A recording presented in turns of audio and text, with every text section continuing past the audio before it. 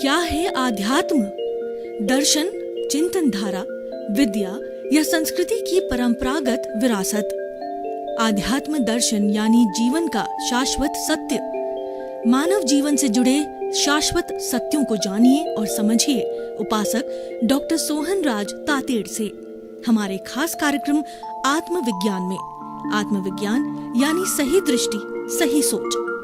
भाई और बहनों, मातृशक्ति को नमन। स्टूडियो में आपका हार्दिक स्वागत है, अभिनंदन है, सत्कार। आत्मविज्ञान साइंस ऑफ द सोल कार्यक्रम के अंतर्गत हम आपको सही दृष्टि, सही सोच, राइट विजन, राइट थिंकिंग के तहत नए नए एपिसोड्स के माध्यम से आपकी नकारात्मक सोच, आपकी रॉन्ग बिलीफ को हम राइट बिलीफ में बदल करके आपको एक राजपथ देते हैं, आपको एक दिशा देते हैं ताकि आप अच्छे इंसान बनो। जैसी दृष्टि वही जैसी सृष्टि। हम सिर्फ दृष्टि बदलते हैं, हम कोई भी कार्य नहीं करते हैं, एक ही कार्य करते हैं, आपकी दृष्टि को सही दृष्टि करते हैं। यही हमारा उद्देश्य है। और जब आपको सही दृष्टि प्राप्त हो जाती है तो आप राजपथ पर आ जाते हो, अच्छे इंसान बनने की प्रक्रिया में लग जाते हो और आपका जीवन धन्य हो जाता है। इसी क्रम में आज का हमारा बहुत ही सुंदर एपिसोड हम लेकर प्रस्तुत हो रहे हैं, धर्म और अध्यात्म।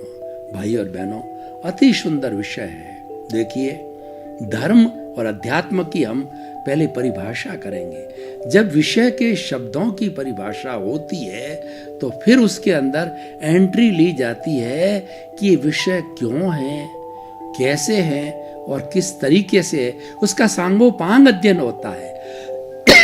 अगर परिभाषा नहीं होती है तो हमें वह विषय समझ में नहीं आता है। धर्म किसे कहते हैं, इसकी बहुत सी परिभाषाएं हैं। मुख्य मुख्य परिभाषा बता करके आपको बताना चाहता हूं। धार्यतीति धर्म, जो धारण किया जाता है वो धर्म है। यानी कोई भी अच्छी बात को जीवन में उतारना वो धर्म कहलाता है, आचरण में उतारना धर्म कहलाता है। इसलिए हमारी भारतीय संस्कृति में कहा गया है, if wealth is lost nothing is lost, if health is lost something is lost, and if the character is lost everything is lost. धन चला गया कोई दिक्कत नहीं, स्वास्थ्य हुआ थोड़ा नुकसान हुआ, और कैरेक्टर अगर का नुकसान हो गया, अगर हमारे चरित्र का नुकसान हो गया तो सब कुछ जीरो हो गया। जब आपके जीवन पर धब्बा लग गया है, उसको धोना बहुत ही कठिन काम है। वो पुनः वैसी स्थिति लाना बहुत ही कठिन काम है, बहुत ही परिश्रम कर। तो धब्बा लगाओ ही क्यों? ये जो सफेद चादर है इस पर काला धब्बा क्यों लगाया जाए? तो जो धारण किया जाता है आचरण में वही धर्म कहलाता है। और दूसरी परिभाषा है वस्तु सहो धर्म। वस्तु के स्वभाव को धर्म कहते हैं। देखिए, अग्नि का धर्म क्या है? ताप देना। पानी का धर्म क्या है? शीतलता देना। और जो नीम का पेड़ है इसका धर्म क्या है? कड़वापन है। तो इसी तरीके से जिसका जो स्वभाव होता है वो धर्म कहलाता है। तो वस्तु के स्वभाव को हम धर्म कहते हैं। जड़ है उसका धर्म क्या है? वर्ण, गंध, रस, स्पर्श है और गलन विलन धर्मा है। और जो है हमारा चेतन पदार्थ है वो असंख्य परमाणुओं के चेतनामय पिंड को चेतना कहते हैं, आत्मा कहते हैं, उसको जीव कहते हैं। उसमें सुख दुख की अनुभूति होती है और उसमें फीलिंग्स होती है, उसमें प्रजनन होता है, उसमें ग्रोथ होती है। उसकी 9 प्रॉपर्टी, 9 कैरेक्टरिस्टिक है जिसको विज्ञान सम्मत है। विज्ञान ने भी कॉन्शियसनेस के रूप में 9 को स्वीकार किया है। इसका अर्थ यह है कि चाहे विज्ञान आत्मा शब्द बोले या न बोले, कॉन्शियसनेस बोलता तो हमारा काम हो गया। क्योंकि कॉन्शियसनेस और आत्मा एक ही है। जड़ पदार्थ में कॉन्शियसनेस नहीं होती है।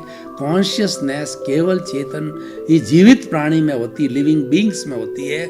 और वो 84 लाख जीवा योनियां उत्पत्ति स्थान है। और उन आत्माओं की संख्या तो असंख्य अनंत है। न तो एक आत्मा घटती है न बढ़ती है। जितनी भूतकाल में एक्स थी और वर्तमान काल में एक्स ही रहेगी, ज़ेजोर और भविष्य काल में एक्स ही रहेगी। न -1 होगा न -2 होगा।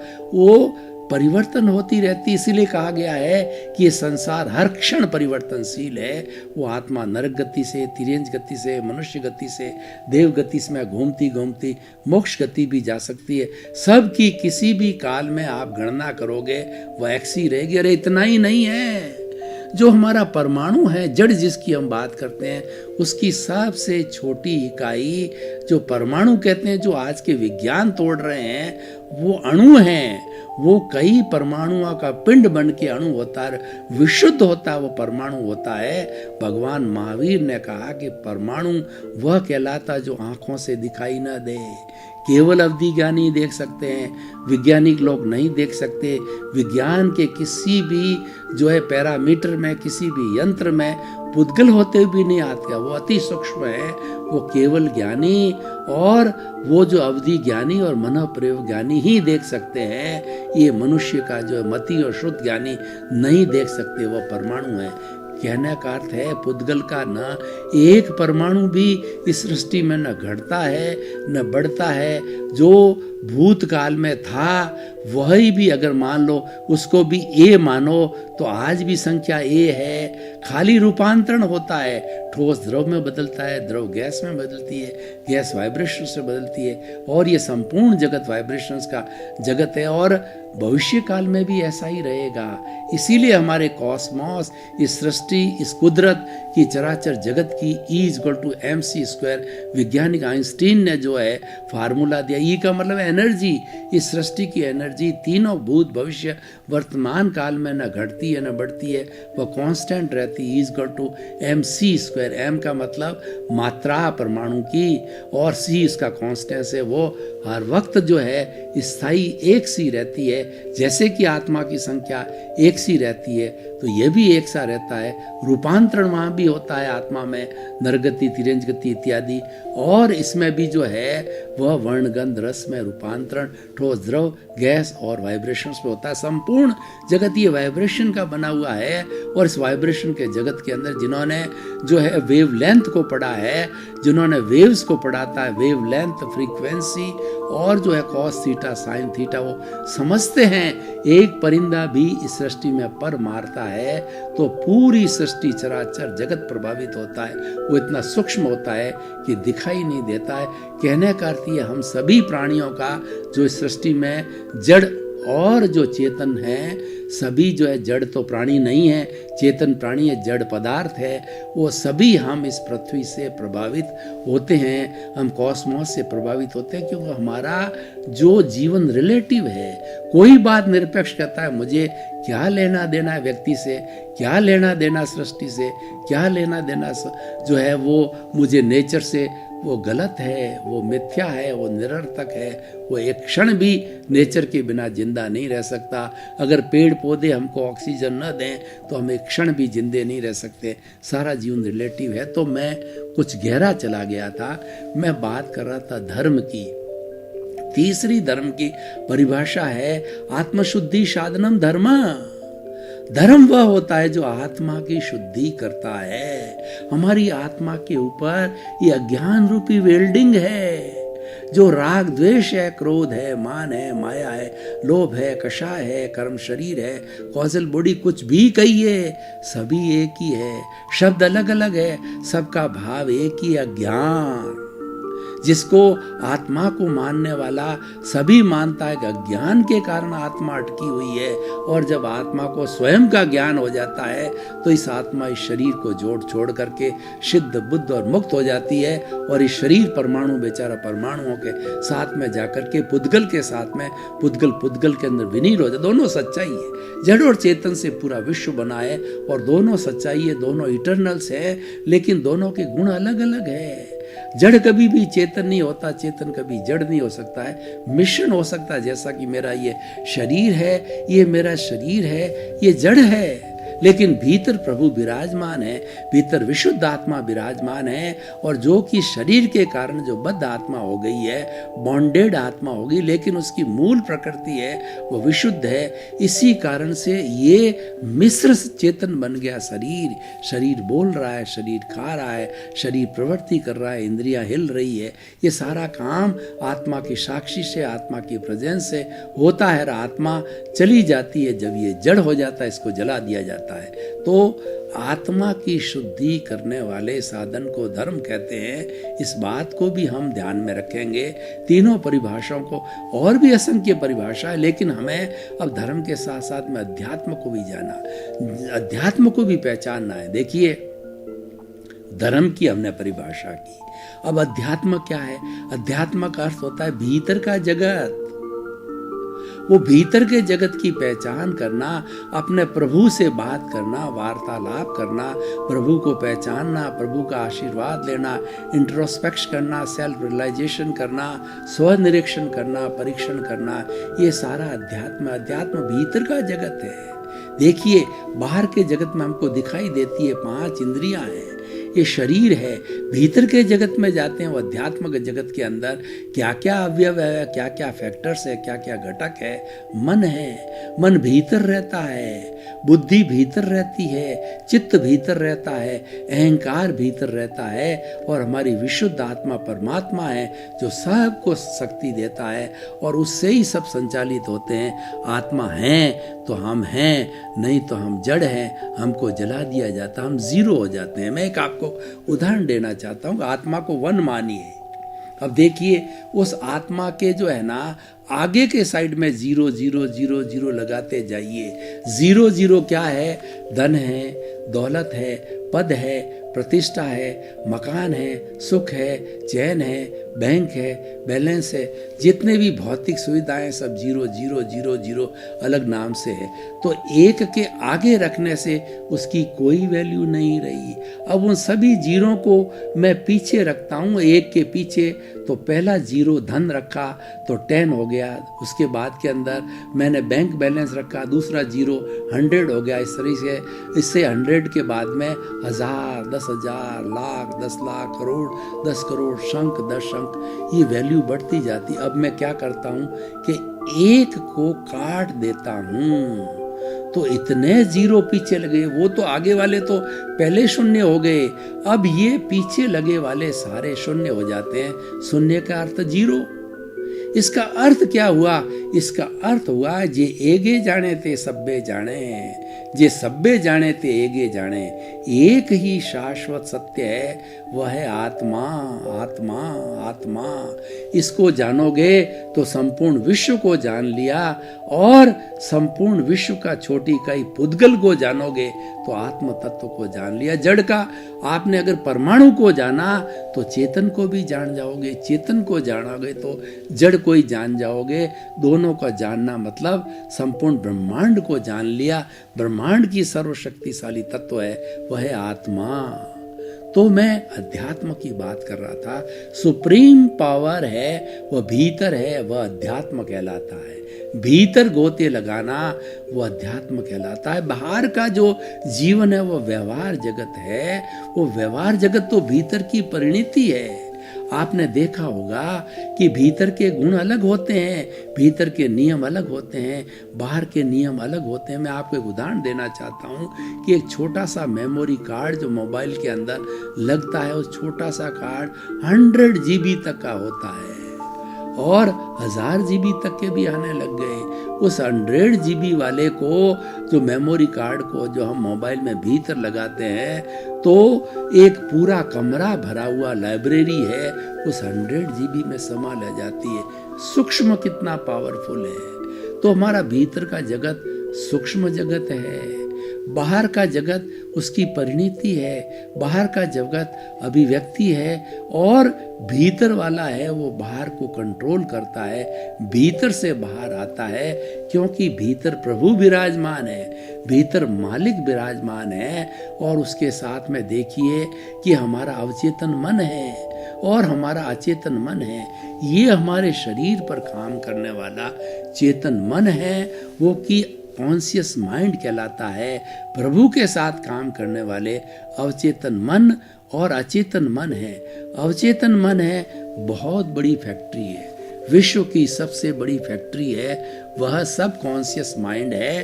और मनुष्य के शरीर के भीतरी जगत से बढ़ के इस दुनिया में कोई बड़ी फैक्ट्री नहीं है। जितनी भी फैक्ट्रियां लगी है सब मनुष्य ने लगाई है और भीतर के अनुभव से, अवचेतन मन के अनुभव से लगाई है। तो इसीलिए संसार में जो कुछ भी हमको आज दिखाई देता है चराचर जगत के अंदर, ये मनुष्य की कृति है और ये भीतर से आया है, ये अवचेतन मन से आया। अवचेतन मन में रूपांतरण होता है, ट्रांसफॉर्मेशन होता है। क्या ट्रांसफॉर्मेशन होता है? एक डाकू बहुत बड़ा सन्यासी बन जाता है, एक सन्यासी बहुत बड़ा डाकू बन जाता है। हमारे जो है तुलसीदास जी को देखिए, वाल्मीकि को देखिए, ये बड़े बड़े डाकू थे, रूपांतरण हुआ उनके जो है तुलसीदास जी की पत्नी ने जो है तारा पत्नी ने उनको जो है उल्हाना दिया कि जितना मेरे में आपका मोह है उतना ईश्वर में मोह हो जाए तो आपकी मुक्ति हो जावे। ये विषय, ये बात कहते ही तुलसीदास जी के अंदर रूपांतरण हुआ और रूपांतरण होकर के वो संत बने, संत तुलसीदास। उन्होंने जो रामचरित्र मानस की रचना की और तुलसीदास जी ने कहा कि इस संसार के अंदर भांत भांत के लोग हैं, उन सब से हिलमिल के चलना चाहिए और उनसे हिलमिल करके चल के ही हम अपने जीवन को अच्छा बना सकते हैं। तुलसी संसार में भांत भांत के लोग सबसे हिलमिल चालिए नदी नाव संजोग। वो महान तुलसीदास जी पहले डाकू थे। तो ये रूपांतरण कैसे होता है? भीतर होता, सारा अच्छा होता है बुरे में भी बदल सकता है, बुरा अच्छे में बदल सकता है। तो ये हम अध्यात्म की बात कर रहे हैं। अध्यात्म की बात करेंगे तो भीतर के जगत की बात करनी पड़ेगी। भीतर प्रभु है, प्रभु के गुण हम आपको बता दें। प्रभु अनंत ज्ञान वाला है, प्रभु अनंत दर्शन वाला है, प्रभु अनंत शक्ति वाला है और प्रभु अनंत सुख का धाम है। जब अपनी मूल अवस्था में प्रभु आ जाता है तो सिद्ध बुद्ध मुक्त होकर के और वो अक्षय सुख को प्राप्त करता है। प्रभु के कोई दुख होता ही नहीं है, प्रभु अशरीरी है, प्रभु सच्चिदानंद है, सत्य चित्त और आनंद। सत का अर्थ हो गया हमारी विशुद्ध आत्मा है, वह अविनाशी है। चित्त का मतलब है वो ज्ञान दर्शन वाली है और आनंद उसका लक्षण है। उसको प्राप्त करने के लिए हम प्रयास करते हैं। उसको प्राप्त करने के लिए हमें ये बहुत प्रयास के बाद में मनुष्य भव मिला है। ईश्वर में विश्वास करते हैं। वो ईश्वर ने कहा कि तुम मनुष्य जन्म में जाकर के मुक्ति को प्राप्त करो, क्योंकि मुक्ति को प्राप्त करने वाला केवल ये मनुष्य ही है और वो धर्म के आधार पर प्राप्त कर सकता है।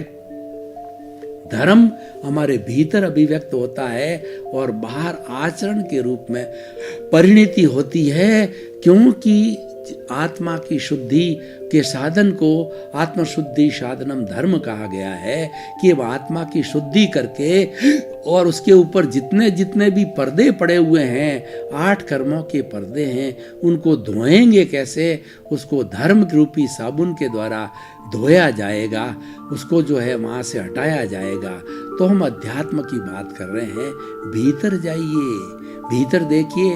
हमारे अवचेतन मन की हम बात कर रहे थे, तो अवचेतन मन और एक होता है अचेतन मन। अचेतन मन हमारा वेयर हाउस है, हमारा भंडार है। जन्म जन्मांतर की जो है हमारी शुभ अशुभ भावनाएं हैं, हमारे जितने भी कॉजेज हैं, वो कॉजेज कॉजल बॉडी को जो है हम अचेतन मन कहते हैं। वो स्टोर हाउस है और उनका समयबद्ध जो है प्रारब्ध होता है, उदय काल होता है। जब उदय का समय आता है तो कोई भी कर्म आत्मा से उदय होकर के और शरीर और आत्मा का जो आपस में मिश्रण है, उसके दोनों के मिश्रण से जो है, ये मिश्रण क्यों हुआ? ये अज्ञान रूपी वेल्डिंग के कारण मिश्रण हुआ है। तो उस मिश्रण के कारण एक जो है अध्यवसाय बनता है और वो हर प्राणी का होता है। छोटा से छोटा एकेंद्रिय जो प्राणी पेड़ पौधे होते हैं उनके भी अध्यवसाय होते हैं। अध्यवसाय से उनके कर्म छूटते हैं, बंधन होता है, पर वो बहुत थोड़ा नेग्लेजिबल कर पाते हैं, क्योंकि उनके पास में विकसित कर्म बंधन का या छोड़ने के उपाय जो है मन बुद्धि चित्त अहंकार यानी अंतःकरण, सुदृढ़ अंतःकरण उनके पास में नहीं होता। उनके तो केवल एक स्पर्श इंद्रिय होती है। तो देखिए, वहाँ से अध्यवसाय के बाद से जो है, जो कोई भी कर्म जो है, जो प्रारब्ध आया या उदय आया, तो वहाँ अध्यवसाय से होकर के और हमारे अवचेतन मन जो सबसे बड़ी फैक्ट्री है उसको टच होता है। अध्यवसाय से निकलने वाला कलरलेस होता है, और जो ही अवचेतन मन से होता है, अवचेतन मन उसको कलर देता है। कलर का प्रभाव हमारे जीवन पे बहुत पड़ता है। हम कलर के माध्यम से हमारे भाव बनते हैं, बिगड़ते हैं, ओरा बनता है, बिगड़ता है। हर व्यक्ति के जो है बाहर जो है शरीर के ऊपर आपने कभी देखा होगा कि भगवान के पीछे, ज्ञानी पुरुष के पीछे एक पीले रंग का गोला होता है, वो गोला ओरा होता है, यानी शुभ अशुभ भाव है, वह ओरा कहलाता, आभा मंडल कहलाता है। हर जीवित प्राणी के होता है, वह जड़ पदार्थ के भी होता है, लेकिन वो स्थिर होता है क्योंकि वो फीलिंग नहीं होती, इसलिए उनके भाव जो है वो उतार चढ़ाव नहीं होता है, भाव बदलते नहीं है। जीवित प्राणी के जैसे जैसे चिंतन करता है, हर क्षण भाव बदलते रहते हैं। कर्मों का उदय प्रारब्ध होता है जो कि अवचेतन मन में होता है, हर क्षण बदलता रहता है, लेकिन जो अचेतन प्राणी का फिक्स होता है ओरा एक जैसा ही होता है। और व्यक्ति चेतन प्राणी के ज्यों ज्यों भाव ऊंचे नीचे होते हैं, 6 तरह की लेशाएं होती है। 3 प्रशस्त लेशाएं होती है और 3 अप्रशस्त लेशाएं होती है, यानी अशुभ भावों वाली लेशिया को कृष्ण नील कापोत कहते हैं। कृष्ण यानी काला, ब्लंट, भद्दा रंग का गहरा काला होता है। वो महान हिंसा के भाव भीतर से आते हैं। कसाई लोग हैं या पंचेंद्र की हिंसा करने वाले हैं या मांस मिट्टी खाने वाले हैं, वो लोग एक क्षणी में आते हैं।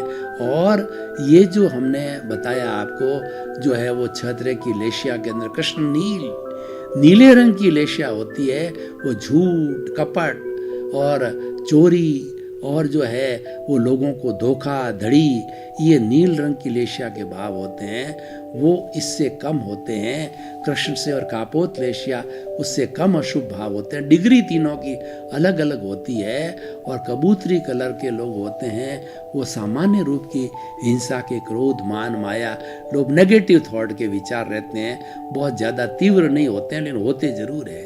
तो ये अशुभ भाव भीतर से आते हैं, तो तीनों तरह के कलर हमारे रूपांतरण होता है जो अवचेतन मन पे। और देखिए, अब हम अशुभ की जगह शुभ भावों की बात करते हैं। हमारे भीतर से शुभ भाव आ गए। अगर धार्मिक व्यक्ति है, पिछले जन्म में धर्म करके आया है और इस धर्म के अंदर जो धर्म और अध्यात्म की बात कर रहे हैं, इसमें भी वो धर्म को समझता है। धर्म का अर्थ होता है ज्ञानी पुरुष। ज्ञान युक्त व्यक्ति को हम धार्मिक कहते हैं और अधार्मिक व्यक्ति को हम अज्ञानी कहते हैं। ज्ञानी यानी मतलब उसमें हर क्षण राग द्वेष चलता है। ज्ञानी में भी राग द्वेष होता है, उसकी डिग्री कम हो जाती है, वो समझ जाता है। और अज्ञानी पहचान नहीं पाता है। अज्ञानी उस वेल्डिंग को पहचान नहीं पाता है, ज्ञानी उसको पहचान लेता है और उसका शुद्धिकरण करता है। जो ही राग द्वेष आता है वो अपने मन को धिक्कारता, उसकी प्रज्ञा जागृत हो जाती है। शुद्ध आत्मा भगवान से जो भाव जो मॉनिटर करती है, शुद्ध आत्मा क्रिया है, कुछ भी नहीं करती है, मात्र देखती जानती है। लेकिन उसकी जो भाव सत्ता है वो प्रज्ञा ज्ञान लेते ही इस शरीर को मॉनिटर करती है और झकझोरती है कि तू ज्ञान लिया हुआ व्यक्ति है, राग द्वेष करता है, इसको छोड़। इस शरीर से सोहन राज रूपी इस शरीर से प्रतिक्रमण कराता है कि उस बहन के प्रति तूने गलत दृष्टि डाली, प्रतिक्रमण करो उसको, अपने उसकी शुद्ध आत्मा से प्रतिक्रमण करो। बहन जी, मैंने आपके प्रति गलत दृष्टिकोण दिया और मेरे जो है वो जो अशुभ भाव आ गए आपके प्रति, मैं आपसे क्षमा याचना करता हूँ। किसी को आपने दोषी जाना तो प्रज्ञा कहती है कि दोषी कोई होता ही नहीं है। दूसरे के दोष नहीं देखना, तो ज्ञान वाला है, तू अपने दोष देख।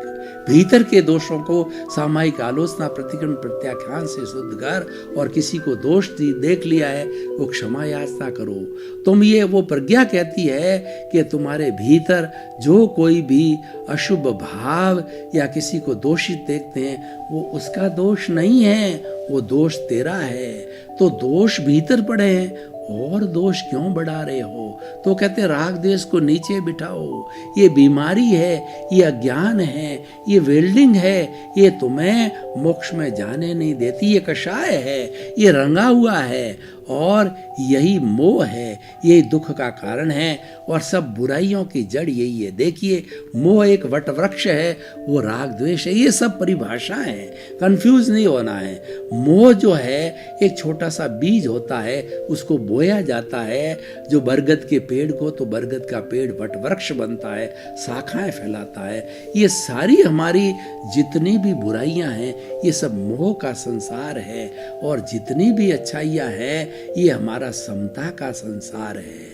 समता का बीज बोया जाता है तो समता का वट वृक्ष होता है। वो क्या होता है?